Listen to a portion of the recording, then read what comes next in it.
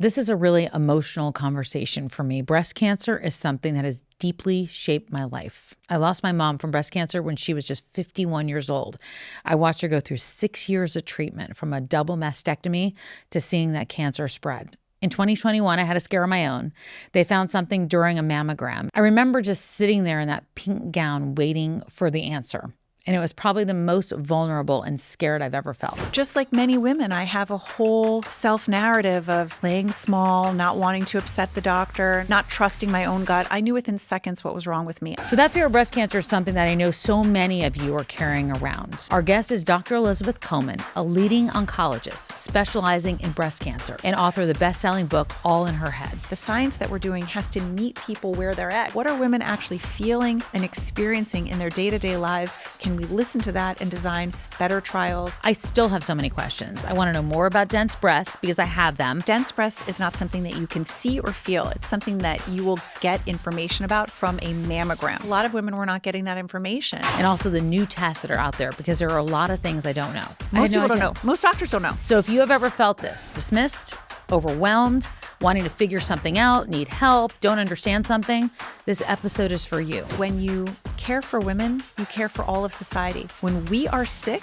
all of society fails. Now let's welcome Dr. Elizabeth Comen to the Tamsen Show. Well, it's good to see you, first of all. Yes. Yes, I saw you in D.C. last, which was super exciting because I know that the conversation about women's health is finally taking root. Talk a little bit about yourself and how you became such a passionate advocate for breast cancer and for women's health. You know, my interest in breast cancer really started off when I was in college. I worked at a cancer hospital in Boston, affiliated with Harvard when I was an undergraduate there. And I worked with women, helping them with breast prostheses, so inserts into their bra and wigs. And it really didn't have anything to do with the biology that I was learning at the time as an undergraduate and organic chemistry and all of that. And I knew I wanted to go into medicine. It was really about their sense of self, their vanity, so to speak, and how much that was affecting their experience of illness and how they were able to move through the world and deal with their diagnosis. At the same time, I had a relative who was diagnosed with breast cancer. And because of that, I ended up talking to some of these world leaders in breast cancer. And I was just so inspired by both the potential advances in breast cancer, but also understanding that for each woman, that how they would go through their diagnosis was so related to who they were as an individual. And I never really wavered in that interest. But what I didn't imagine is what it would be like to get older and care for breast cancer patients. Initially, everybody was older than I was. And then as I got older, the age, I got older, but the patients could be at any age, really. And I started to be invited into these conversations with patients about their hopes, their dreams, and what really held them back from their best health, their best sense of self, how they find joy, how they experience their bodies in these much broader existential ways. And that really allowed me to converse with women about all the aspects of their health, the things that were missed, dismissed, the ways that they were struggling with our healthcare system, way above and beyond the breast cancer diagnosis themselves. And I really felt passionately that as I learned myself as a patient, but taking care of women, how far we have to go and how do we dismantle some of those walls and give women back as Dr. Moscowny says, the hundreds of years of research that we've really left them behind. I think about that when you talk about where your early start was, because I remember my mother had a mastectomy, and the year that she was diagnosed was 1984. So very, very different then.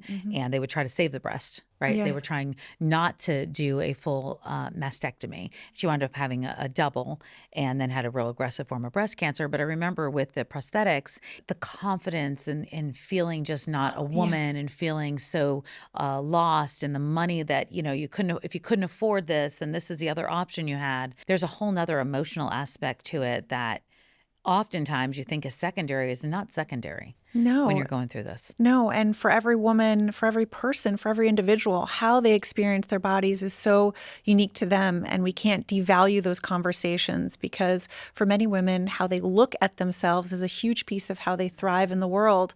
And we have not always been able to meet women where they're at in terms of what they want those reconstructive options to look like, whether it's implants or reconstruction using their own tissue, or in some women, they don't want any sort of reconstruction, and we don't want to shame them for that. That's an option that's perfectly viable for many women and their right to choose. I love hearing you be so open about that conversation because I think it's one that has to be, and you're right, every woman wants something different. at that time and should be able to have that conversation openly. You have been a vocal critic of a lot that goes on in the medical profession and the healthcare system. Was there one thing in particular that really made you angry, or was it just a culmination of years of watching it over and over again repeat itself? It's interesting that you use the word angry, because it's not often a word that we can associate with an emotion women having. We can be emotional, but can we be angry? Can we have rage about something that went wrong or that an injustice? I sort of cringed when you first said that. So when have I been angry? I think probably a lot of times, but maybe suppressed it and it came out other ways. For me, it really came from a medical experience that happened to me myself, where I had all the resources in the world, all the access to amazing doctors. I had a misdiagnosis for years and years that really led to some weakness in my leg. I had surgery and then had a complication from that that really went missed. And I couldn't advocate for myself. And I think I was angry at myself. Why do I not have the confidence given everything I am? And it happened when I was writing this book. I'd written the whole freaking book. And yet when it came to advocating for myself, I could not do that.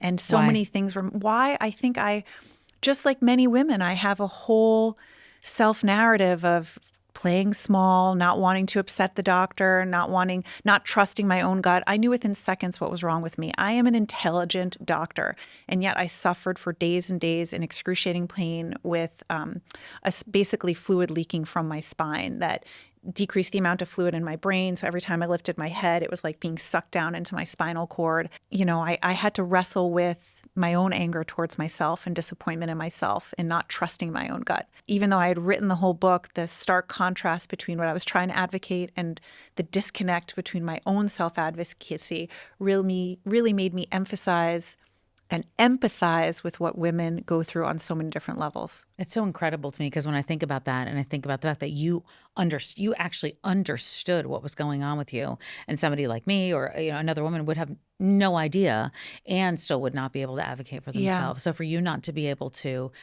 speaks volumes. We don't play small in the world, but when it comes to our own health and it comes to how we look at ourselves sometimes in certain scenarios, I don't know why we do that. I don't know if we have an answer. I don't know. But I think what my book, which is called All in Our Head, what I really wanted it to do is invite the conversation of, yes, going back in time and history into all these misdiagnoses or ways that women have been dismissed and invalidated for their medical experiences. But can you see yourself in the 17th century woman who was admitted to an asylum for having political views, or the 19th century woman that wanted to have more sex than her husband, and what was the problem with her libido, and she should go, never have sex again? Really trying to invite the conversation for yourself about, why do we think the way that we do about our body? What is this legacy that we've inherited about ourselves? And I think, honestly, some of the instances where I've taken care of so many different types of women, socioeconomic backgrounds, all walks of life, but sometimes it's these absolute bosses, right? The politicians, the celebrities, the lawyers that are incredible in public spaces in terms of their power. But when it comes to the doctor-patient relationship or shame that they may feel about their bodies, the obstacles are extraordinary. And how do we break those down collectively but individually so that we all can access better care? How do we do that collectively? Because I think it has to be collective, so we know that we have some support before it's individual, right? Well, look what you're doing. You have a massive platform, right? And you're engaging with the public in ways that are not only powerful, but empathic and authentic. And I think that's what we're missing in so many of these discussions, the ability to just be ourselves and say, yes, we may have these lashes on and look fabulous, but we all have private battles. Yeah, we do. And I think facing those private battles alone is a real unwanted aloneness that I wish more women didn't have to face, including myself. I wish you didn't either. And I understand why the word anger probably made you cringe a little bit, because we do get angry with ourselves when we know better. And we know better, but we're scared to say something. And we feel like we shouldn't have an excuse for it. But we do have an excuse because history has taught us in so many ways that it's not okay. And we're just realizing our own power. I think I'm also a personality and in a field that is really driven in the best of ways by kindness, compassion, gentle behavior, right? But sometimes you have to say, this isn't right. Yeah. And how do you do that? How do you teach women to do that and not feel like they're annoying, they're loud, they're a burden, they're bothering you? I'm still working on that. Yeah, I am. I think we all are. Yeah. I think we all are. I watched my father, who's 85 years old, almost be apologetic to the doctor for bothering him. And I said, you can't apologize. You can't be afraid that the doctor's going to fire you. But really, like, sometimes we get to that place where we're just grateful to be there. And, you know, I'm working on it myself. The introduction to your book, that story, and I heard you, summarize it in DC, talking about a woman that was hours from death apologizing to you. Can you just, in your own words, tell that story? Because that story was just such an incredible way to start the book, first of all, because it spoke to so many things. It spoke about, what she's gone through, obviously, the fear of health, the fear of dying, and then those two words, I'm sorry. Well, I think it speaks to so much of what we're talking about now, about this somehow woven into our fabric as women, the need to apologize, even in the most subconscious ways that we may not be aware of. And when I was first writing this book, there was a little bit of controversy because I really opened with such a sad story, but I felt that this really drove home what I was trying to accomplish in showing in the history of women's healthcare and the contemporary experience of it. So this was a woman that I had taken care of for many, many years. When you're diagnosed with metastatic breast cancer, that's breast cancer that's spread from the breast to another part of the body. That is something that you can live with, but is usually not curable. And yet she had many, many great years, and I felt so connected to her for having given her that life and hopefully joy. She had 4 children, and she would always bring me pictures of climbing mountains and taking these extraordinary trips with her. And I went to see her when she was really on her deathbed, hours before dying. And I reached down to give her a hug. And she, had trouble breathing. And it was so clear that she was dying. And, she apologized to me for sweating. And, and she was more worried about that I would have her sweat on me. And I just thought, how is this possible that in her last breaths, she feels like she needs to apologize to me? And I felt that it really encompassed a lot of what women feel on many different levels in their lives. And how can we make this better?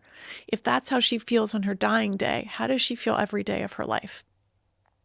For you as a doctor to be there and feel that story makes me understand your compassion and why you felt that way you did when you had your own diagnosis and you were dealing with your own medical battles. Mm-hmm. I want to talk about some of the real things that women are afraid of breast cancer. Like that is our Me too. cloud of doom. It just sits there. And I don't think it's just because I lost my mother to breast cancer. I think it just sits there. Yeah. So for me, when menopause came up, I was like, I wasn't thinking of this. I'm thinking of breast cancer. I'm thinking of all those things. Where do we start with helping women first understand the progress that's been made, which is we have to understand that part. And so I almost always kind of shrink back a little bit when I say that I lost my mother to breast cancer because I don't want people to always be afraid if there's a diagnosis. I love that you're like saying that. So moving away from a very sad story, there is a lot of hope with breast cancer. Yeah. The vast majority of women that are diagnosed are cured of breast cancer. And that's because early detection saves lives. And early detection saves lives because it's not just about catching a cancer sooner when it can be treated with more what we call curative intent, meaning more likely to be cured, but also less aggressive therapy. The smaller something is, the less likely you are to need chemotherapy, more invasive surgeries, and more invasive treatment after that. And even in the course of my career, I've seen so much change in terms of how we understand the molecular biology of breast cancer, and we're able to offer very individual treatment to patients. And so I think there's this historical, understandable fear of breast cancer because we've seen so many people affected by it and it is so common. But I really want to be hopeful in the messaging today that I really hope it doesn't pull women away from the important screening because while it may be common, it is almost always curable. I love those words, and those words weren't around when my mother was diagnosed. It was a death sentence. Mm-hmm. It is not. It is not today. And so let's start with some of the basic facts, because I know the guidelines have changed. And it's very confusing. It is. We try to remember our own anniversaries and birthdays. So to remember guidelines of what we're supposed to do early. So Can you just break down Sure. for all of us the guidelines for breast cancer Yes. screening so we all know what we need to do every year when we reset? Okay. So let's start with this first. If you are of average risk, and I'll go into that in a moment, you should start in general screening for breast cancer, I say, every year starting at age 40. There's maybe some slightly different guidelines, but I would advise for most women of average risk, start at age 40. Now, That is your mammogram. Correct, Right. with a mammogram. Now, as of September 10th, the FDA has mandated that you be informed whether you have dense breasts. If you have dense breasts, you should talk to your doctor about the additional screening with an ultrasound or breast MRI to better visualize a potentially small cancer that could be missed on mammogram. It doesn't mean you don't do the mammogram. You start with the mammogram first. That is the gold standard. Now, how do you know if you may have a higher risk of breast cancer? You need to talk to your doctor about your own individual risk factors. That includes a family history, not just your immediate relative. And a lot of times people will think, oh, if no one on my mom's side had breast cancer, I'm not at risk for breast cancer. You need to know what your family history is of any cancer on your mother's side, but also your father's side. Any cancer. Any cancer, right? Okay. And you need to bring that to your doctor. You may need to talk to a genetic counselor because there are different genetic hereditary syndromes that aren't necessarily just associated with breast cancer. For example, prostate cancer can be linked to breast cancer. What if your father only had brothers, they all had prostate cancer, and you're missing an increased risk for breast cancer because that hasn't been delineated? And that's in the hereditary panel Correct. of screening. Yes. So what you want to do is talk to your doctor about both sides of your family history. Your doctor will then take that into different algorithms to better understand your breast cancer risk. If you need to start sooner than age 40, may also mean that you need to screen with things like breast MRI if you have a greater than 20% increased lifetime risk of breast cancer. Now, how do you find out if you have that 20%? So in part by looking at your family history and potentially with genetic testing, which we can go over in a moment. There's also the breast cancer risk assessment tool, which is something that you can do online. Olivia Munn was very public about that, about how that pushed her to get a breast MRI that caught her breast cancer. So that's something that all women should be doing online. They can do it with their doctor, bring that information to their doctor, and help determine, do I need to start screening before the age of 40? Genetic testing, it used to be historically that we were testing for only 2 genetic mutations or 2 genes that could have mutations in them, BRCA1 or BRCA2, otherwise known as BRCA1 or BRCA2. There's been so much research about hereditary cancer syndromes since the discovery of BRCA1 and BRCA2.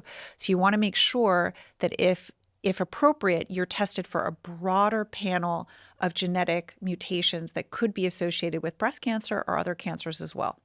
So what is fabulous to me and unbelievable to me, maybe not fabulous, it's not the right word.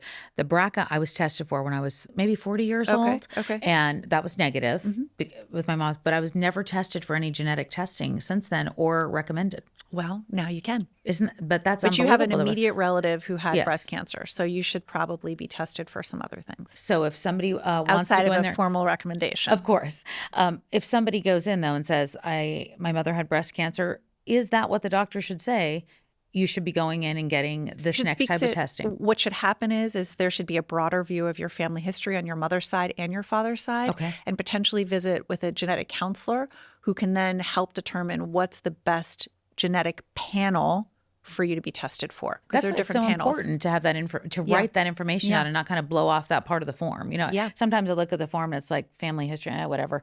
In my mind, I was like, there's nobody else that had breast cancer in my family. It doesn't matter. Yeah. But I didn't realize Any type of cancer. any type of cancer Yes, is what we're talking bring about. that information to your doctor. I've had guests in town this week and been running around and entertaining and eating out all the time, like every single meal. I'm human. I don't always eat healthy. You don't always eat healthy. That's why doctors created Field of Greens. A delicious glass of Field of Greens daily is like nutritional armor for your body. Each fruit and vegetable was doctor selected for a specific health benefit. There's a heart health group, lungs and kidney groups, metabolism, even healthy weight. I really love the energy I get with Field of Greens. But most of all, I love the confidence that even when I have pizza, and trust me, I have pizza, that I can do it because of Field of Greens. It's a nutrition my body gets and needs daily. And only Field of Greens makes you this better health promise. Your doctor will notice your improved health or your money back. Let me get you started with my special discount. I got you 20% off of your first order. Just use the code TAMSEN at fieldofgreens.com. That's code Tamsen at fieldofgreens.com. I want to go to dense breast, but I also want to talk about those baselines. So if you have a family history of breast cancer or a immediate relative, your baseline goes a little bit earlier. Is it within 10 years of when they were diagnosed? Is that correct? Or is that not a guideline anymore? In general. So if your mom is diagnosed at 45, you probably want to talk to your doctor about screening 10 years prior to that. But again, it depends on not just your mother, what's the rest of the family history, what else is going on. Oh gosh. So it's just, it's so important. But this is manageable. It is manageable. This is doable. It's oh gosh, but there's action. No, you're right. So much of medicine. We know. Yeah, so much of medicine is scary because we don't want to just give information and then no path. In this setting, there is a path. So 1, 2, 3. You know what you. We put ourselves last, though. That's the problem. That's the problem. Is oftentimes we go, "Oh my gosh, I totally forgot about it this year," or "I got the letter in the mail, but I didn't make the appointment." How do we stop doing that? Because it is. I do it too. I mean, I've got parents that I help take care of. I have 3 little kids. I have a full job and a big life. I don't know other than let's keep talking about it and keep reminding ourselves and saying maybe today is the day I'm going to make my appointment for my mammogram or follow up with that ultrasound or get that colonoscopy start at age 45 or go for your pap smear. Colonoscopy, 45? 45. Okay. Unless you have a family history, make sure you're also getting checked for cervical cancer. Pap smears. The BRCA gene was the Angelina Jolie. That's who really put that on the map, correct? In terms of people being aware of that and talking about preventative ways to do things. If you are diagnosed and maybe it's a stage 1 or less than a stage 0, would you still recommend a preventative mastectomy? Like this is my scenario, and I've said this 100 times. If there's any diagnosis of anything, that's immediately what I would do. Okay. That's your decision. Yeah, my decision. So let's break down one of the biggest myths about breast cancer. Good. There are 2 big ways that we treat breast cancer. Okay. They contribute to the confusion in the public. Okay.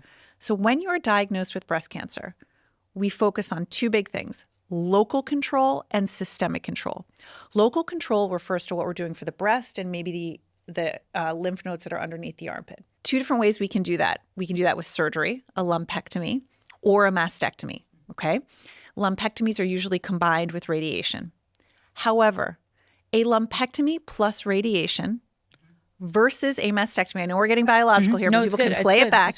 Lumpectomy plus radiation or a mastectomy are equivalent in terms of survival from breast cancer. Wow. Okay. Why is that? Because what makes breast cancer potentially deadly has nothing to do with what's in your breasts. If I had both my breasts filled with breast cancer and it was rock hard and it looked weird and I touched it and it was terrible, but those cells never traveled outside my breast, it would never be a threat to my life. So when women say, I want to get a bilateral total mastectomy, I was diagnosed with breast cancer and I never want to die from it, that doesn't make sense. It doesn't make sense because the risk is, did any sneaky cancer cell travel? It's a lymphatic system, so you're looking at your lymphatic lymph nodes. or blood, we don't know. Okay. So the second purpose of breast cancer care is systemic control. And there are different ways that we do that with hormonal therapy, with chemotherapy, depending on the type of breast cancer a woman's diagnosed with. So when a woman says with stage 0 or stage 1 breast cancer, I never want to die from this, I'm getting a bilateral mastectomy, there's no logic in that because it's about what we're doing to find or decrease the risk of what we call metastatic disease. What local control does, if you get a bilateral mastectomy, is decrease your risk of a new breast cancer. I see. Or a recurrence from the one that you had.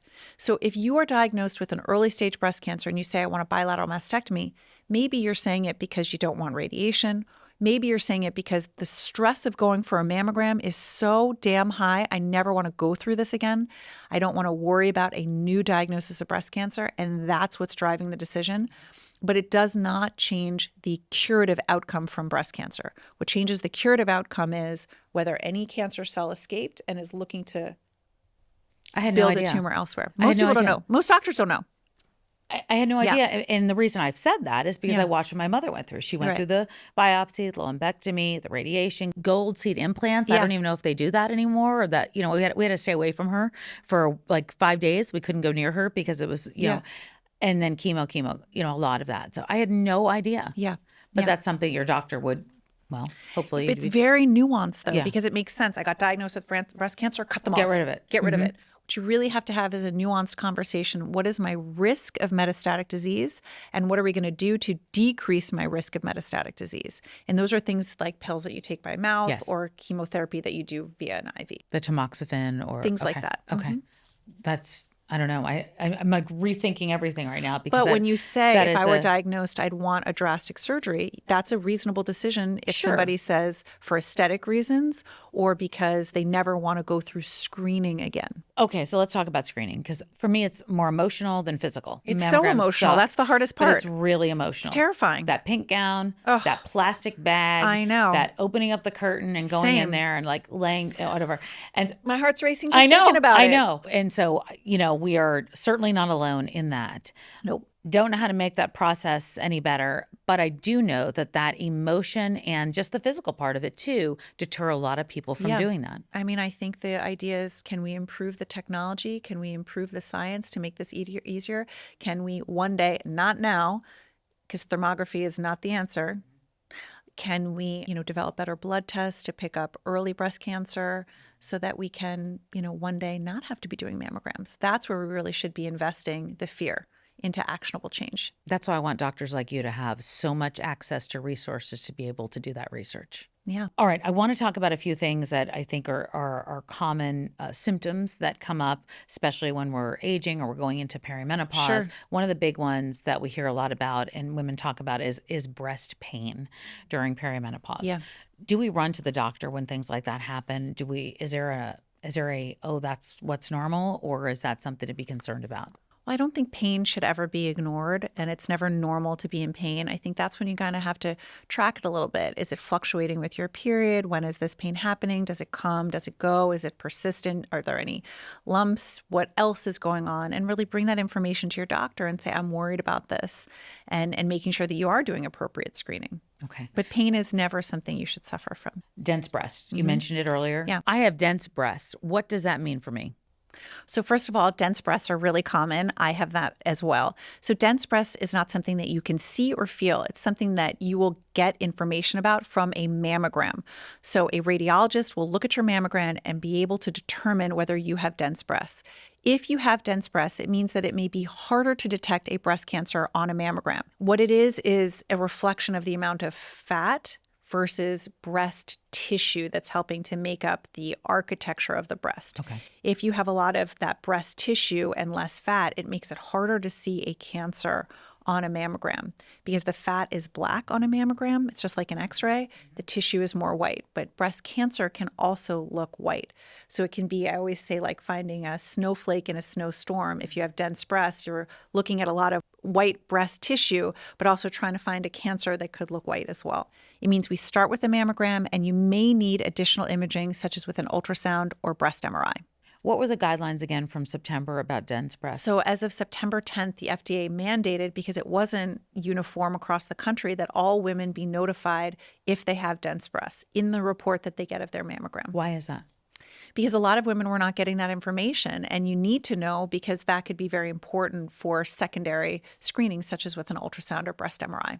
Can we talk a little bit about the age of women with being diagnosed with breast cancer now? Is that getting younger? So the incidence of breast cancer and other types of cancer, such as colon cancer, is rising.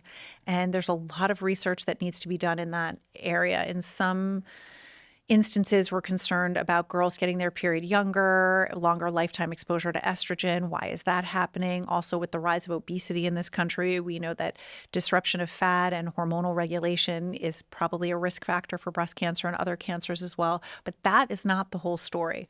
We need to be looking at environmental causes and other reasons why the rise of cancer among young women and, frankly, young men is really catastrophic. Are you surprised? I mean, you're probably not surprised, but are you surprised with all the focus on alcohol right now with regard to cancer? Because I think there was a recent Times article. The Surgeon recently. General. Yeah. Can you go into that a little bit about? Yeah. So I'm not surprised by it. Okay. I'm really applauding that the Surgeon General has come out with this. We've really misled the public in terms of what we've said about the cardioprotective effects of alcohol, which the research is muddy at best.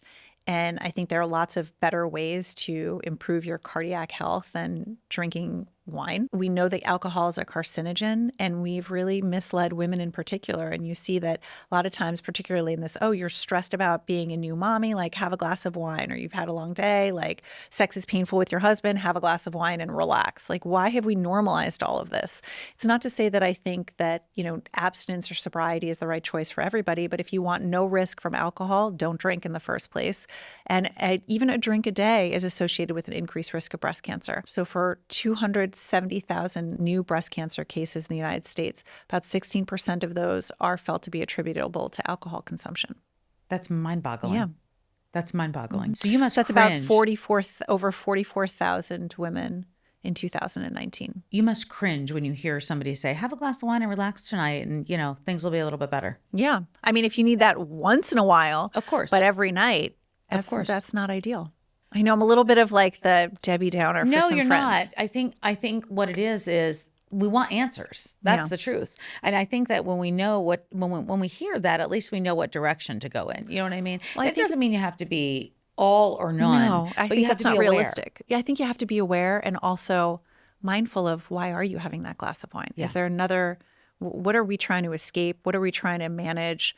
What other burdens are women experiencing at home? The unpaid labor that so many women do for their families, for society, and maybe they're trying to take the edge off in a way that we could do a little bit better on. I would be remiss if I didn't talk about the big fears of hormone therapy and breast cancer. So can we go into that a little bit? Yeah. I'm sure you're hearing so much more from patients now too as Yeah. well. So, I mean, we've definitely done a disservice for women. Obviously, the history here is when hormone replacement therapy first came out, we had lots of women on it.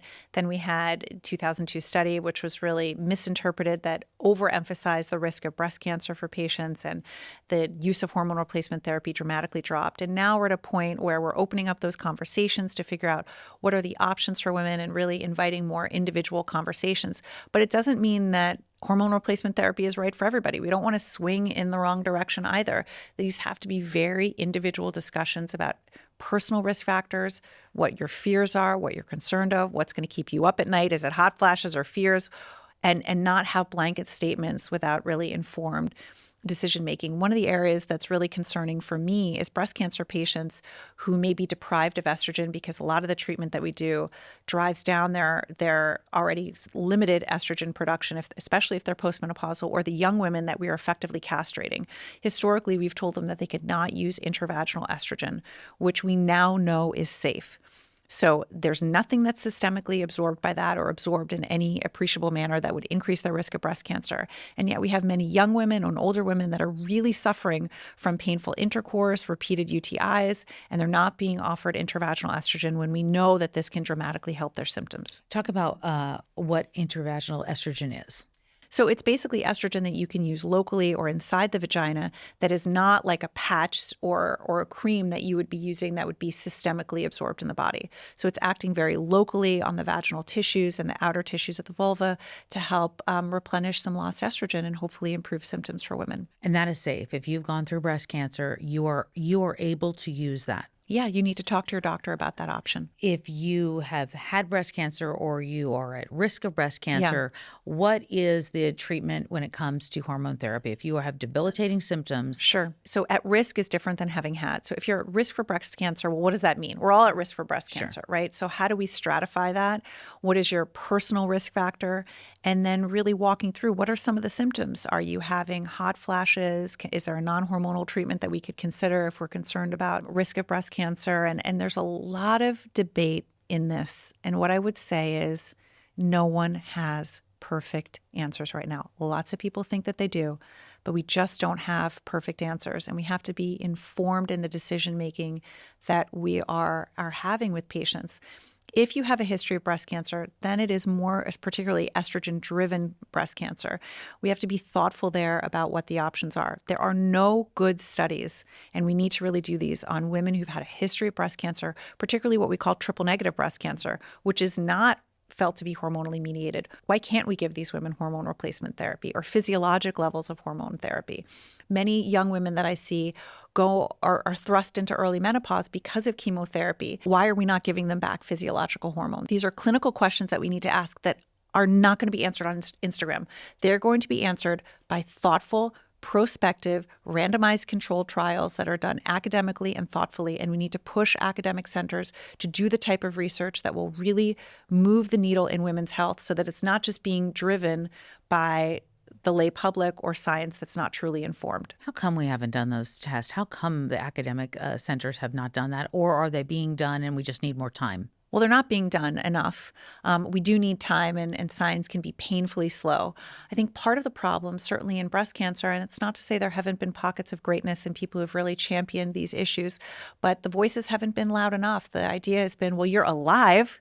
And when it comes to sexual health, we're 2 times more likely to ask, men about sexual side effects from their cancer treatment than we are women. And so for so much of the history of breast cancer treatment, particularly when it comes to sexual health and issues that they may face from menopause in that regard, we've said, yeah, but you're alive. You're alive. Just be happy. You're alive, right? So manage that, it feels like sandpaper when you're having sex. And now, we're really starting to drive home that that is not good enough, that we need to be thinking about women's quality of life and why are we neglecting the full spectrum of what it means to find joy and feel good in your body, whether it's reconstructive options or your sexual health or whatever it may be, or healthy sleep. I always hate to say advocate for yourself. You're your own best advocate. Feel it in your gut and say something because I feel like they're going through so much pain at this point, whatever it is, whether we're talking about perimenopause symptoms that are debilitating or menopause or breast cancer or cardiovascular health and saying now we're putting it back on you to make sure you know what to tell the doctor when you go in there. But what do we tell women that they should feel it's their right to advocate for if they've gone through breast cancer treatment, if they're in the doctor's office? I mean, I think it's such a tall ask in so many ways because our healthcare system is broken. How much can people accomplish in, on average, 15-minute appointments with their doctor? Yeah. That's neither the doctor's fault or the patient's fault. I think, first of all, going into your doctor's appointment and saying, what's our agenda for today? These are the things I really want to make sure we have time to answer. And if we don't, what's the best way to contact you? Is it your nurse practitioner? Is it a portal message? How do I connect with you? Because these are the things that are really important to me that I want to leave having a better understanding of. And recognizing that it's not a war between your doctor and you. Most doctors are really in it because they do care. It's just they're under immense pressures. And what's really interesting about medicine recently is that certainly in ivory tower medicine, social media and other sorts of public movements were not as valued, to be quite honest. But that's part of our own arrogance. We need to kind of get with the program and realize that there's a lot of power in media where doctors and academic institutions are really trying to now play catch up right now and realize that you can't ignore these voices and that we have to pay attention and that the science that we're doing has to meet people where they're at, not what we think necessarily should always be done, but what are women actually feeling and experiencing in their day-to-day lives? Can we listen to that and design better trials, both from the boots on the ground and also from leadership positions? I feel like that's what you've done in your book, though, is open that conversation in a very big way because it's so necessary. Trying. You talk about the internet being so full of, there's so many experts, what to eat, what to wear, the bras, the this, da. How do we start working through some of those myths or at least get good information? Where do we get good information? So I think the answer is really not to say, okay, never Google anything. I course. Google everything and I go down the rabbit hole at 3 a.m. and I've diagnosed myself with everything. Call me whenever I'm doing the same thing. 3 a.m. I am your best psychotic friend. Okay. There's nobody crazier than I am at 3 a.m. But by 6 a.m., I'm on it.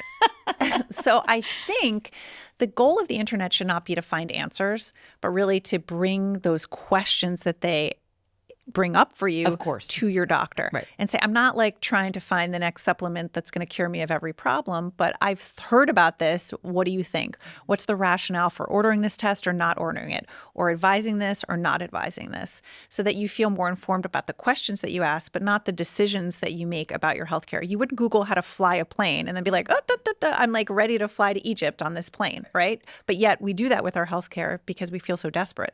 We want to know what we can do. We want actionable takeaways that we could do the minute somebody is listening to I want to know what to do next. Yeah. What can we control and not control when it comes to cancer? It's such a great question because there's so much fear. And there are things that we can't control. We can't control getting older. And for the most part, cancer risk increases as we get older. We can't control our family history. For the most part, we can't control when we had our first period. In many instances, we can't control when we have children or whether we breastfeed and things like that. But there's lots that we can control, not to decrease our risk entirely, because no one can say, oh, I did these things, I'm never going to get cancer. But we can control what we eat. We can move. We know that exercise significantly decreases our risk of a number of different cancers, and that includes cardiovascular training, but also strength training, which can really alter your metabolic health. There's so much about strength training right now. I know. It's kind of mind-boggling. It is. I mean, I didn't learn about this. I grew up dancing and playing sports, and it was all about being lean and agile. But, the fear was that if you lifted things, you'd be bulky. Don't get too bulky. Don't get too big. You don't want to look I like lift a guy. all the time, and I'm not bulky. No, you are not bulky. Like some bulging muscles, but maybe you not got bulky. muscles. Yeah. I see your muscles. First, when you get your period, does that have an effect on anything? How old you are or young you are? So one of the concerns is, and we can't go back in time and change that, course right? not. But we are seeing that the age of first period is getting earlier and earlier. And some concern is that that is a result of the rise of obesity in young girls. And excess fat contributes to more hormone production, more estrogen, and it might be driving that earlier age of puberty. And the concern for that is that you have a longer lifetime exposure to higher levels of estrogen and progesterone, which in some instances may drive an increased risk of breast cancer. There's a lot of myths out there. Can we go through a few of them? Let's do it. Well, I mean, you tell me if they're myths. Okay. Wearing underwire bras causes breast cancer. I'm wearing one. Okay. Yep. So am I. So that I'm very happy. Using antiperspirant or deodorant causes breast cancer. No, we don't have any evidence for that. But if you're worried, there's lots of non-aluminum containing things. If that's going to keep you up at night and disrupt your sleep, which is a problem, choose differently. Google something else, right? Yeah. Carrying your phone in your bra causes breast cancer. No, but I wouldn't carry it in your bra. No, me neither. It heats up. Yeah. Also, that's not going to look good. Right? I know. I don't understand. I'm thinking about that from a vanity think perspective. about some of these. Think about some of these. Let's not do that. Does sugar feed cancer?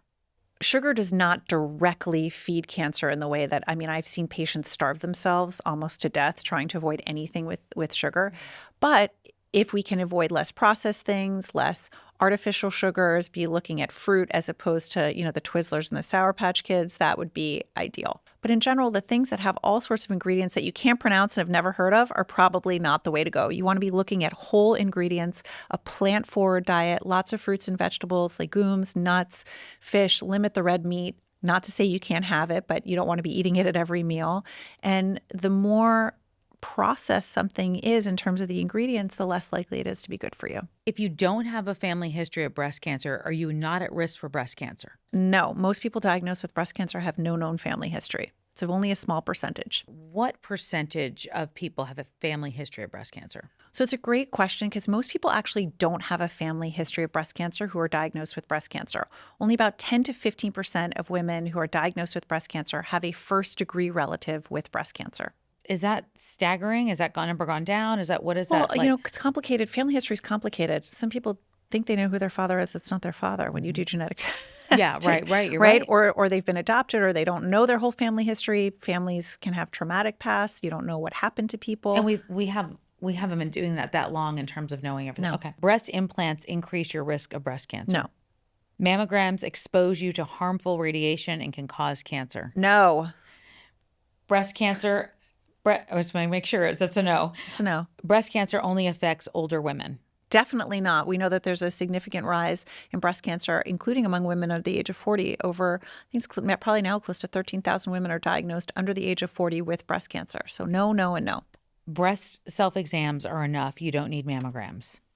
Definitely not, because if you're doing a self-breast exam, first of all, you're not a doctor. You might know your body really well, but that's going to catch a cancer when it's palpable, when you can feel it. What you really want to do is catch a cancer before you can even feel it, and your chance of cure is much higher. Your chance of less invasive treatment, less invasive surgeries is much higher. Let's talk about self-exam, because I think that's another thing that we say, well, if I did the mammogram, I did my mammogram, I don't need to do the self-exam. How often, when do you start, what age? So unfortunately, the guidelines for that there are no guidelines. And most of the medical societies will say they're not of benefit. I disagree with that. Your breasts are on your body. You should be touching yourself in any way you want and knowing what your breasts feel like. And that is particularly women under the age of 40, because we're not routinely saying that they need to be screened, because they're not. Women under the age of 40. Under the age of 40 in particular, they're finding their breast cancers. Over 80% of women diagnosed under the age of 40 are finding their own breast cancers because they feel them, right? 80%? Yes, because how else are they going to find them? Or it's a boyfriend or a husband or some other partner that's finding their breast cancer. So I always say that if you are menstruating, checking in with your breasts before, but really after your period, because before they can be tender and more lumpy, once a month or even just throughout the month so you understand the fluctuations in your body. Looking, and there are lots of great tutorials online with different types of pressure moving from the outside of the breast towards the nipple, checking for any nipple discharge, checking underneath your armpit as well as around the clavicle here as well. Any new skin changes as well should be noted. How often should you do it? If you're over 40, you should still be doing that though, correct? Yeah, I would say once a month. Okay. But, doesn't have to be like there's these different things like feel it on the first and picking a day of the month. But, every now and then in the shower, checking in with your breasts. Women of color, those numbers go up? So it's not necessarily an increased incidence. What it is very tragically an increased risk of mortality. That's because not necessarily biological differences, but really access to quality care. And that really points to tremendous, inexcusable discrepancies in our healthcare system for minorities. That Black women are often getting diagnosed later with breast cancer, having less access to quality academic centers with a doctor who is really experienced in breast cancer. And because of that, they may have worse outcomes. Or there may be fears about going to the doctor because of, biases that we really have to unpack. How do we start to break that down where we at least start fixing some part of that? I mean, the biases that and the fear is been there and understandably so. How do we start there? I mean, there's so much that needs to be unpacked there, but I think part of the issue is that, we need to have a diversity of voices in leadership. And that's not just respect to race, but all sorts of different ways that we think about what does it mean to be in positions of power in medicine right now. Only 2% of doctors are Black in this country. How do we make sure that we have diversity of options for people who are interested in going into medicine? But it's not just at the first level of becoming a doctor, but also positions of leadership. Because what it means to be a leader is certainly changed and evolved, hopefully for the better. But we need to have those voices from the top so that we have encouraging means for what it means to be valued as a doctor. And that value also gets translated into caring for the public as well. I want to talk about access. I know that there's work being done to try to give women access, but it is minimal at best of being able to help women, at least, that do not have insurance, try to get mammograms. I know there's scan vans out there that try to go into, a neighborhood park and say, look, if you have time to come get a mammogram, we will help you through it. Yeah. What do we do to try to figure that out so we can bring access to women? Because it's not always really reasonable to take 4 to 8 hours off to go get that one exam or that one doctor's visit. I mean, you're right. There are some excellent free resources that certainly we offer as a society, but we're really speaking to just the broken nature of our healthcare system. Because it's not just the hospitals and the outpatient facilities, or that it's so hard to find a primary care doctor because we don't make it easy for primary care doctors to even have a job. It's also the social economic factors of, do you have a job where you can get time off? Because you can't go after work because the office may be closed, right? Or you've got to care for a child or an elderly parent and you're not getting time off from work. I think we really need to push companies and employers to think about how we care for women. Because when you care for women, you care for all of society. I say this all the time, which is that even if you actually don't care about women and you don't care about women's health, but you care about your bottom dollar and you care what paycheck you go home with, remember this: women are the primary caregivers, deliverers, and providers of our healthcare. When we are sick, all of society fails. So if you only care about yourself, care about women's health. Oh, I love that. I love that. So we have a question from a listener. Can I read it to you? Yeah. All right, good. And I think it's one we can all relate to. Olympia, Washington, and she's 49 years old. Her name is Lori. Tamsen, I was diagnosed with breast cancer last year. I've been going through treatment. I've got a lot of support from friends and family. I'm very lucky. My problem is anxiety. I have panic attacks before my treatments. I stay up all night worried about how it's going to affect me. I worry about how my family is coping. I've always been anxious, but this is making a tough time even worse. Any tips on how to get through it? First, I'm just so sorry that she has this debilitating anxiety. It's extremely, extremely common. Yeah, of course. Breast cancer is a huge trauma, and it's not just about the diagnosis. What often we see with patients is that they're diagnosed and then they kind of get into this like warrior soldier mode, which I hate all these. She's battling breast cancer. Okay, everyone wants to win that battle. No one who loses that battle wanted to lose it. Right. So let's not use the war stuff. But there is this mentality, okay, I'm going to get to the next treatment. I know that on January 1st, I'm getting this, and on the 15th, I'm getting that. And there's this structure. And then what happens, the treatment is over for some women, and then they've got to wrestle with, oh my God, what did I just go through? And even the smells, the picture of a hospital, the hospital gown, anything can be re-triggering.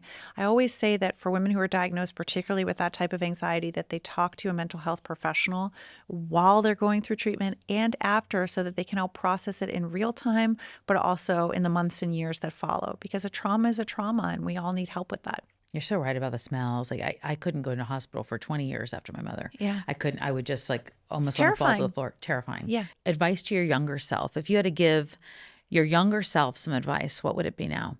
I think in a lot of spaces, I was advised to kind of behave and play small. And I can have a big personality and I can have opinions, but I definitely kind of fit that typical, not to sound arrogant, but I went to like Harvard and Harvard Med School, and, I was like a dancer, but I'm a little out of the box. And I think we're all out of the box. Yeah, me too. And I think that's the thing, which is that especially for women, it's kind of like, how do you have an opinion? How do you advocate for yourself? When to be loud, when to be quiet. And I think I spent a lot of my life people pleasing and worrying about what everybody else thought, as opposed to just being myself. And so, I have 2 boys and a little girl, and I just hope that I give them the opportunity to feel good in themselves, being whoever they wish to be, and worrying less about what the rest of the world is going to say about them. Because at the end of the day, it doesn't really matter. But I spent a lot of my life worrying about that. I feel like as women, we have like 3 different thoughts going on at the same time. What am I saying? How are they going to perceive it? Are they okay with it? Somebody said to me once, you go into a conversation painting what the other person is going to think. Like you're thinking about what they're painting of you. And I went, oh, I am. I do all the time. As women, especially, how do we make the next person comfortable? Yeah. Let me make you feel okay first. Yeah. Like, are you okay? What if you're not okay? Right. I can handle me, but I don't want you to be Like, uncomfortable. are you all right? Are you all right? I mean, I have friends that would joke to be like, how many times you say, are you okay? Are you okay? Are you okay? So, I mean, there's a little bit of self-sabotage in that. Best advice from another woman that you've received? I have been privileged to know some incredible people in my life. So I don't know that there is one woman and one statement, but there is a beautiful poem by Mary Oliver called Summer Day. And it ends with, what should you do, or what will you do with your one wild and precious life? And I think in light of my work, in light of how much I've seen about on the precipice of where we all will face, which is death, what will we want to do with our one precious and wild life? So I thank her for her poetry. It's really inspired me. What do you want to do with yours?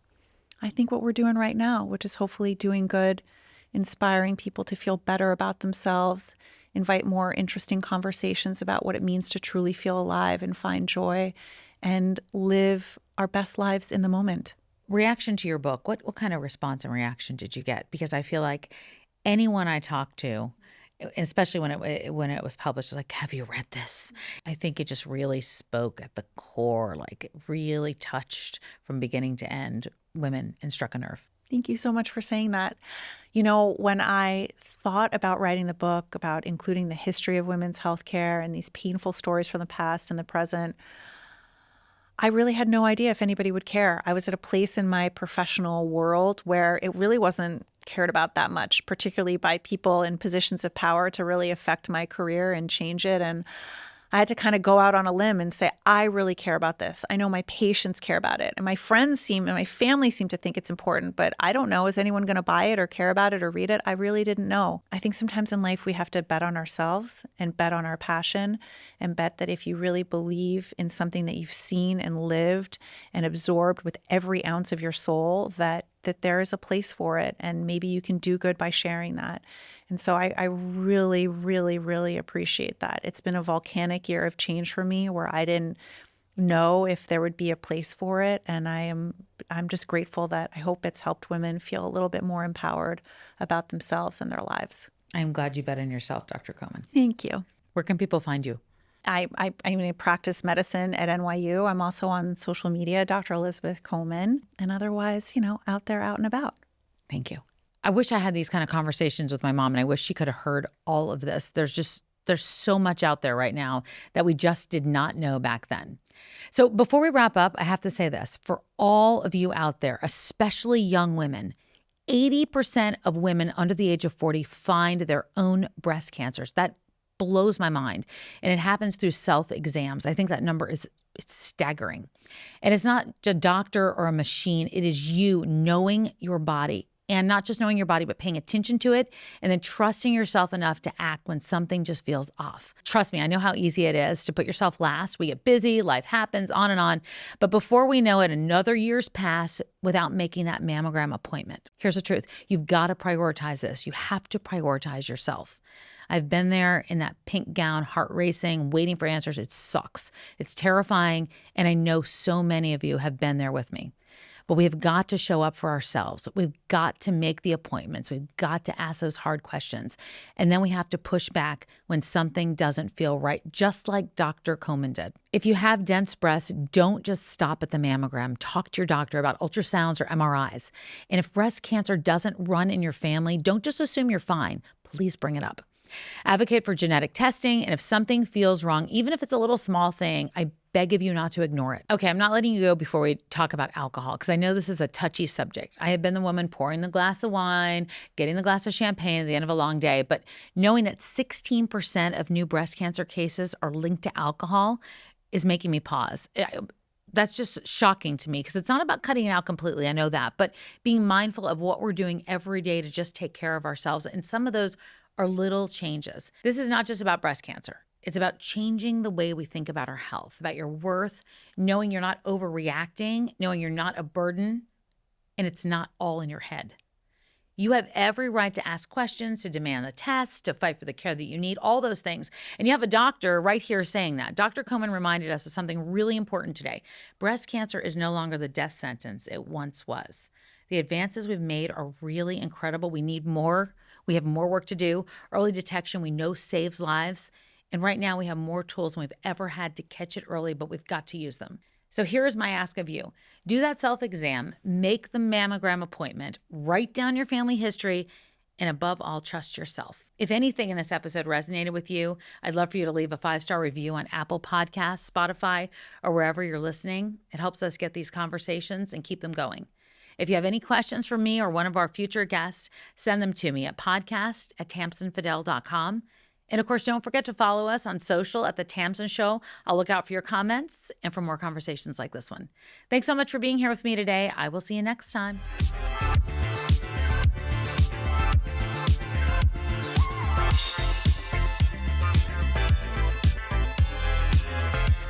The Tamsen Show is an original production by Authentic Wave.